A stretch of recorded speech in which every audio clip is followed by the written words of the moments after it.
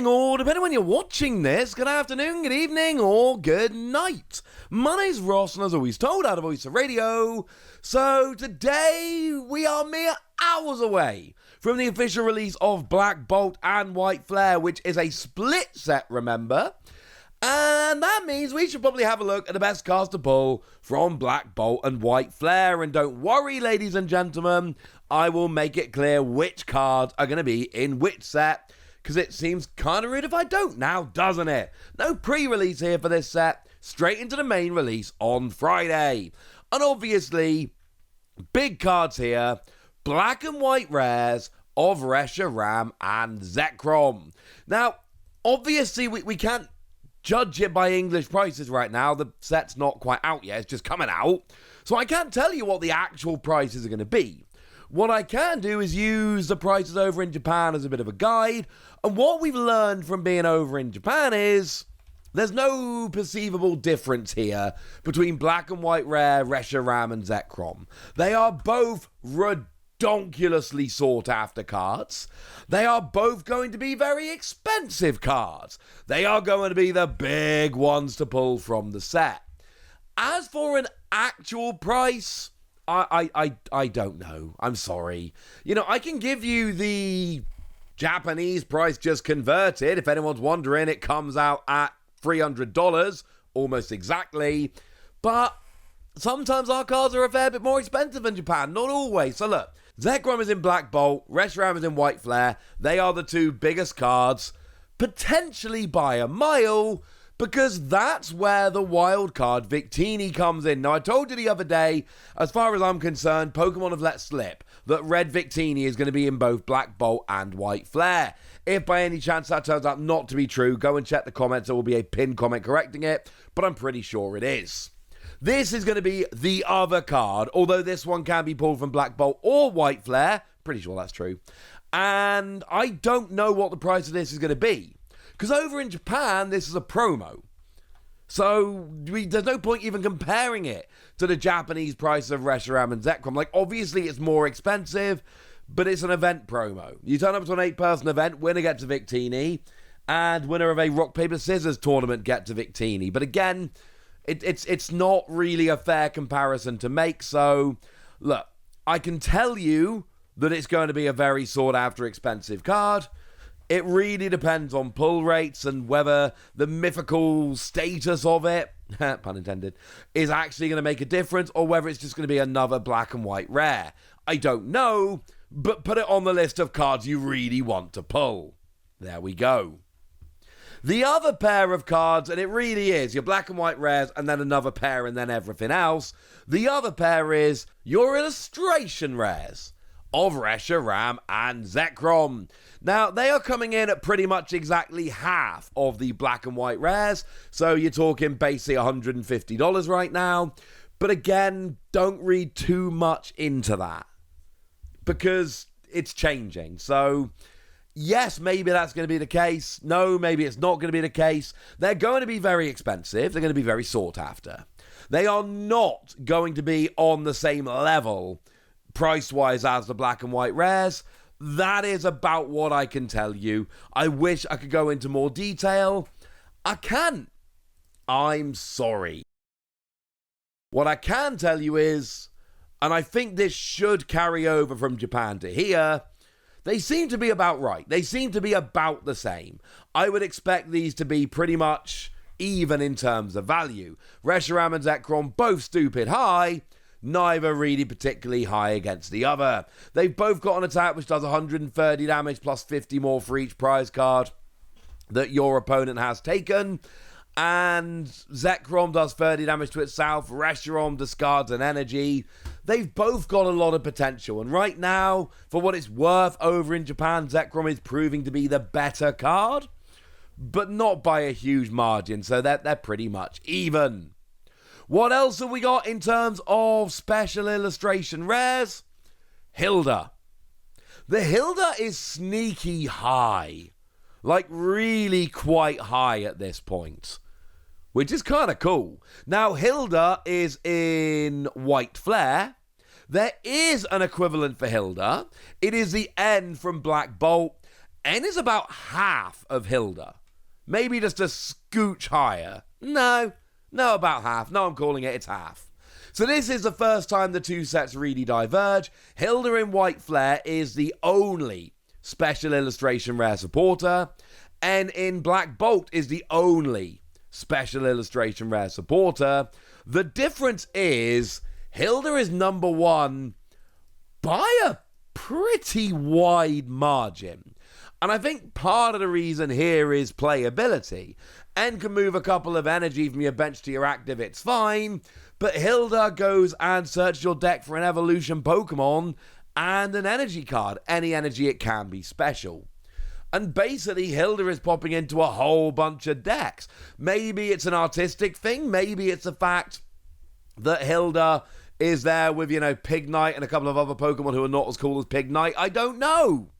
But I can tell you that Hilda is a pretty big card. And don't get me wrong, right?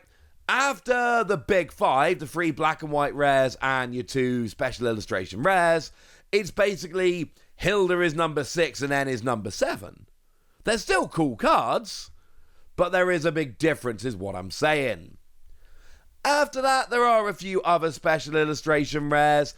I think nominally we could call, and they're pretty much even here, but Hydreigon from White Flare and Kyurem from Black Bolt. These are essentially the number 2 special illustration rares in each set. I don't think they are on the same level, if I'm honest with you. I mean, to put these into context, these are all about 1/3 of a Hilda. Maybe about 80% of an N. So maybe a little bit less, 75% of an N. But the point is, there is a fairly wide gap between Hilda and then these two. Even N to these two, there is a decent gap. But like I've said, Hilda is beating it out by quite a bit. And I mean, I love the art on Hydreigon. It's amazing. It's got an ability that takes an extra prize off of a basic Pokemon. And the Kyurem does 130 plus 10 damage to each of your opponent's bench for each prize card your opponent's already taken. It's not as good as Reshiram and Zekrom as far as I'm concerned. But it is Kyurem, so you kind of add that all up and you go, okay, yeah, fine, I get it. That kind of makes sense. It's cool. Honestly, after that, a lot of the special illustration rares all clump together. They tend to, most of them, be like 2,200 yen to 3,000 yen. They're all very close together in Japan. But in terms of the big ones, you got your 3 black and white rares. They are the big ones. Then there's a bit of a gap, and then you got your special illustration rare Reshiram and Zekrom. Very easy to figure out what sets these are from. You've then got Hilda and N. Hilda from White Flare, N from Black Bolt. But Hilda is significantly higher. And then you've got Hydreigon from White Flare and Kyurem from Black Bolt. So these are the big cards you're looking for. When you're opening up, that's what you're going for. Hang on a second, I hear you shout. What have we got in terms of regular illustration rares?